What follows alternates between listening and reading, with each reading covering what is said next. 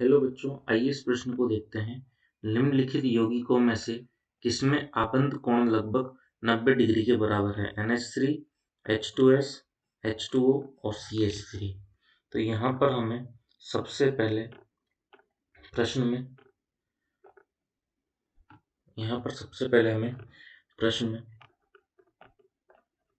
मुख्य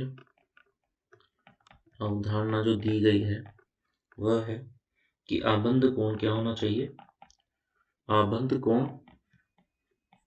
का मान क्या होना चाहिए? 90 डिग्री होना चाहिए।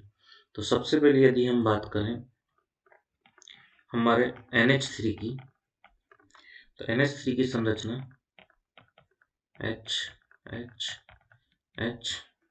कुछ इस प्रकार होती है, जिसमें यहाँ पर NH3 में एक लोन पेयर होने के कारण यहाँ पर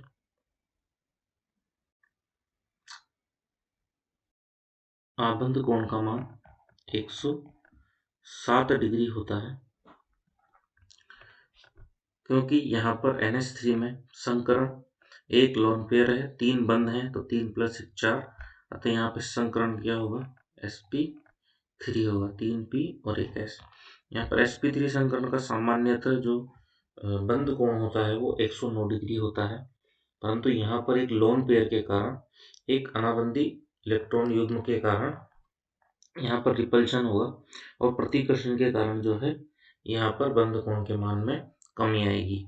दूसरे विकल्प की यदि हम बात करें तो H2S में SH यहाँ पर हमारे पास सल्फर के पास 2 लोन पेयर होंगे, जिनके कारण यहाँ पर आकर्षण बढ़ेगा, क्योंकि सल्फर का आकार जो है वो कम होता है, तो इस कारण ये जो है इलेक्ट्रॉनों को खींच नहीं पाता है। तो यहाँ पर जो है हमारे इन आबंधों के मध्य जो कोण होगा वो लगभग 90 डिग्री के बराबर होगा। अगला जो हमारा विकल्प है वह H2O। तो H2O की संरचना जो है वह हमारे पास कुछ इस प्रकार होती है।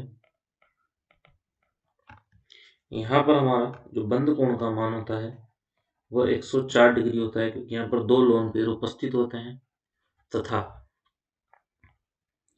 जो हमारा अंतिम विकल्प है CH4,